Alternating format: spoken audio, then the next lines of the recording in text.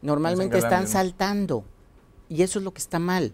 ¿Por qué? Porque si fueran legisladores especialistas, entonces pasaría lo que el Congreso en Estados Unidos, que es todo un lobbying alrededor y que todo es un grupo de asesores que no importa el que llegue, va a tener el background de lo que está pasando.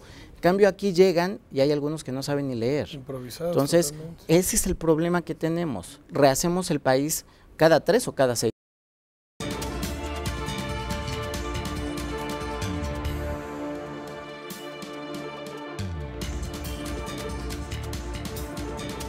Queridos amigos, estamos de regreso. Pepe, bienvenido al programa. Qué gusto, qué orgullo que estés aquí.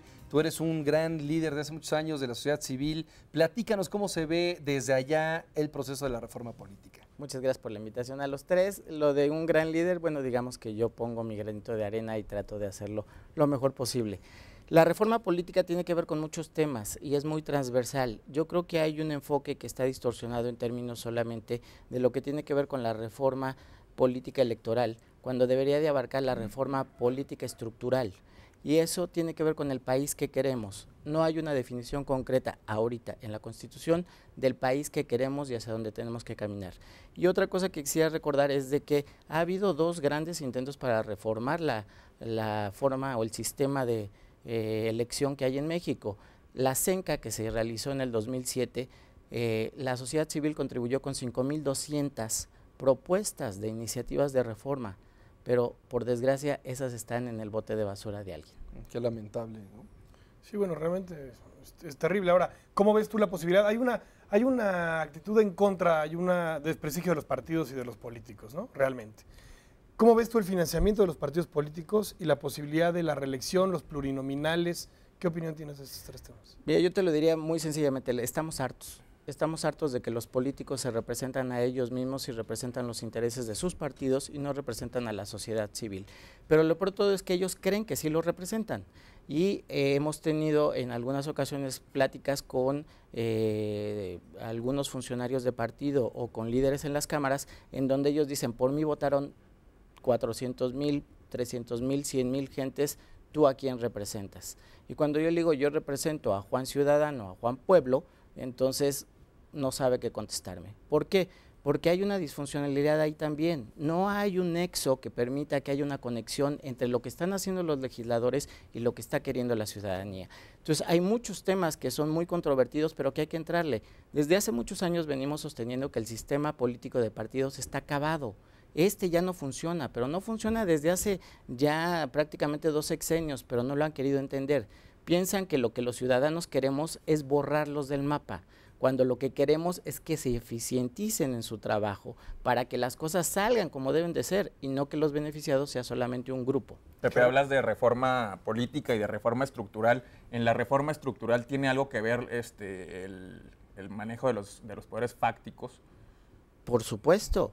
No podemos seguir viviendo en un país en donde se determinan las concesiones en los gabinetes de altos funcionarios o de empresarios famosos. Hubo una reunión que se hizo en el Estado de México hace algunos años para una ley que salía en términos de las concesiones, que se hizo en casa de un muy importante empresario mexicano. Esas cosas no deben de pasar. Ahora, una pregunta, regresando al tema de los partidos políticos, la ciudadanía, candidaturas independientes, ¿no deberíamos de aprovechar las estructuras, los candados, es decir, los candados en términos positivos de seguridad que dan los partidos políticos para garantizar que una candidatura ciudadana pudiera estar acompañada o avalada de algún partido político? Es decir, un primer paso no sería que los partidos políticos abrieran un espacio hacia candidatos no militantes. De hecho lo hay una diferencia importante que sí quisiera aclarar. Una cosa son las candidaturas ciudadanas,